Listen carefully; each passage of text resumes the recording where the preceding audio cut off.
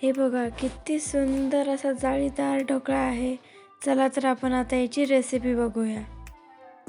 सर्वप्रथम मी एका भांड्यामध्ये 2 कप बेसन पीठ चाळून घेतले आहे. चाळून घेतल्यामुळे याच्यात एअर बबल्स होत नाही आणि आपल्या ढोकळ्याला छान अशी जाळी येते आणि तो खूप जाळीदारही बनतो.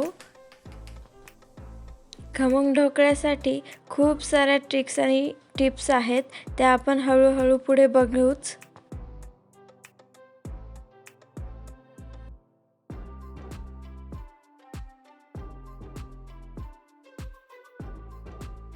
अशा पद्धतीने आपण सगळं पीठ चांगलं गाळून घेणार आहोत.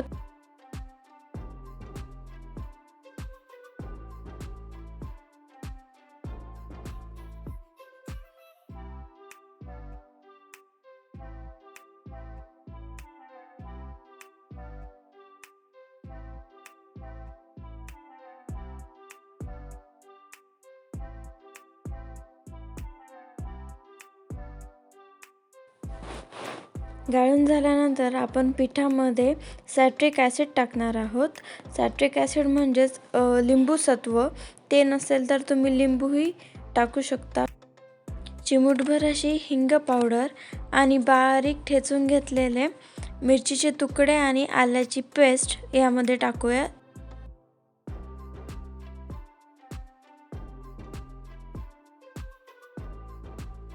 चवीनुसार मीठ आणि अर्धा चमचा हळद टाकूया.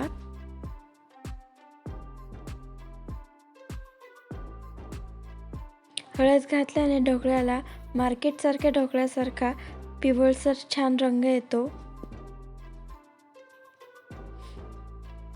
आता हे पीठ आपण सर्व एकत्र करून घेऊ आणि त्यामध्ये थोडं थोडं पाणी टाकून मिक्स करू.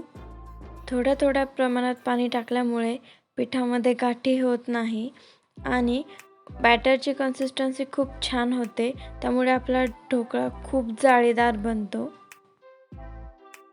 पिठाला नेहमी एकाच दिशेने फेटायचे. पीठ चांगले भिजून झाल्यावर त्यामध्ये आपण 2 टेबलस्पून ऑइल टाकणार आहोत आणि ते नीट मिक्स करून घेऊया. त्यानंतर थोड्या प्रमाणात अजून पाणी टाकूया. साधारणतः हे मिश्रण आपल्याला 3 ते 5 मिनिटं कंटिन्यू फेटत राहायचं आहे, तेही एकाच दिशेने.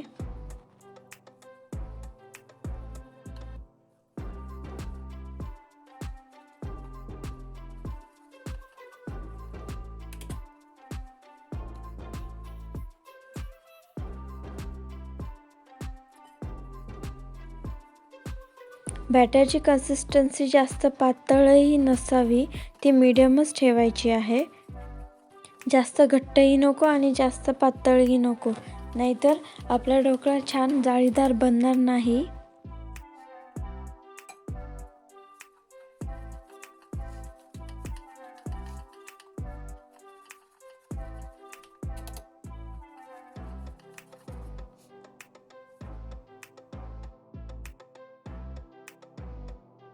चांगलं फेटून झाल्यावर आपण त्यात 3 चमचे साखर टाकणार आहोत. तुम्ही पिठी साखरही वापरू शकतात. मी आपली नॉर्मलच साखर घेतली आहे, त्यामुळे मला थोडंसं जास्त फेटून घ्यावे लागणार आहे परत.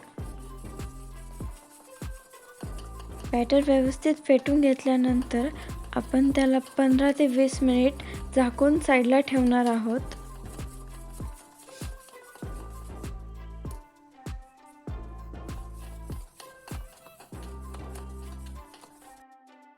फेटून घेतल्यानंतर त्यामध्ये 1 टेबलस्पून आपण बेकिंग पावडर टाकणार आहोत आणि परत एकदा छान मिक्स करून घेऊयात. खूप वेळेस आपण घाईघाईमध्ये बेकिंग पावडर आणि बेकिंग सोडा आधीच टाकून देतो. ही चुकी कधीच करायची नाही. मिश्रणात बेकिंग सोडा आणि बेकिंग पावडर नेहमी शेवटच्या स्टेपलाच घातलं जातं. बॅटर चांगले मिक्स करून झाल्यावर आता आपण त्याला 15 ते 20 मिनिट झाकून साईडला ठेवून देऊया. आता ढोकळ्याला खमंगपणा येण्यासाठी एका पॅनमध्ये 2 टेबलस्पून ऑइल घेऊया. त्यामध्ये 1 टेबलस्पून मोहरी घालून घेऊया. मोहरी छान तडतडल्यानंतर त्यामध्ये 2 चमचे साखर, चवीनुसार मीठ, त्यासोबतच 2-3 मिरच्यांचे काही काप आणि कढीपत्त्याचे काही पाने घालूया. त्याने आपल्या फोडणीला खूप छान चव येईल.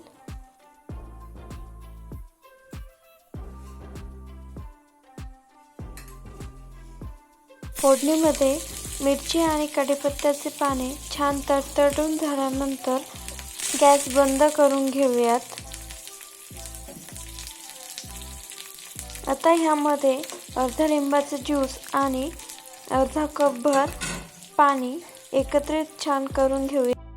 झाकून घेतलेले मिश्रण घेऊन त्यामध्ये 1 टेबलस्पून बेकिंग सोडा टाकून घेऊया. सोड्याला ॲक्टिवेट करण्यासाठी त्यामध्ये चमचाभर पाणी घेऊया. सोड्याऐवजी तुम्ही इनोचाही वापर करू शकतात. हे मिश्रण परत एकदा छान फेटून घेऊ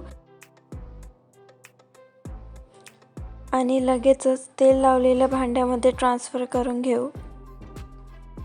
एका साईडला मी कुकरमध्ये 1 ग्लास पाणी घेऊन कुकर प्रीहीट करायला ठेवला आहे. वेळ न घालवता हे भांडं लगेचच आपण कुकरमध्ये ठेवून देऊया. साधारण 30 मिनिटे हे मिश्रण आपल्याला कुकरमध्ये ठेवायचे आहे.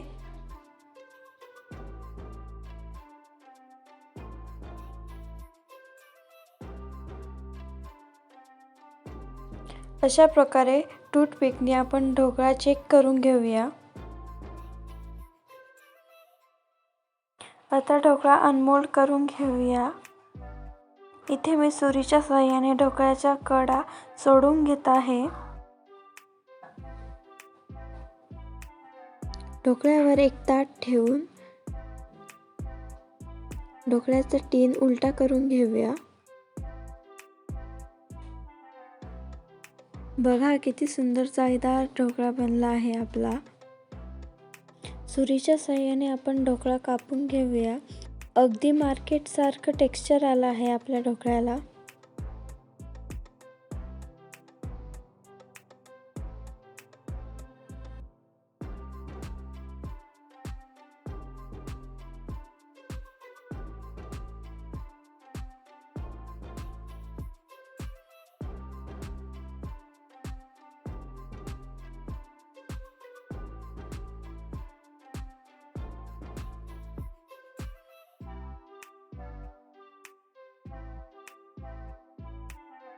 ढोकळ्यावर फोडणीचे पाणी घालताना ढोकळा जास्तही थंड नसावा, कारण गरम ढोकळ्यामध्येच छान पाणी मुरतं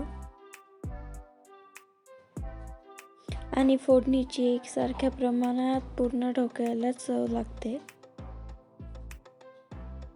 हळूहळू करून फोडणीचं पूर्ण पाणी आपण ढोकळ्यावर टाकून घेणार आहोत.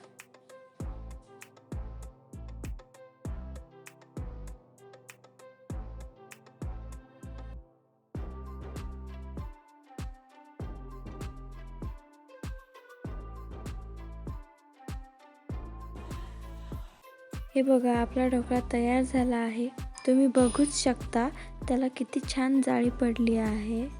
नक्की ही रेसिपी करून बघा. खूप छान आणि सोप्या पद्धतीने ढोकळा तयार होतो. रेसिपीज आवडल्यावर चॅनलला सबस्क्राईब करायला नक्कीच विसरू नका.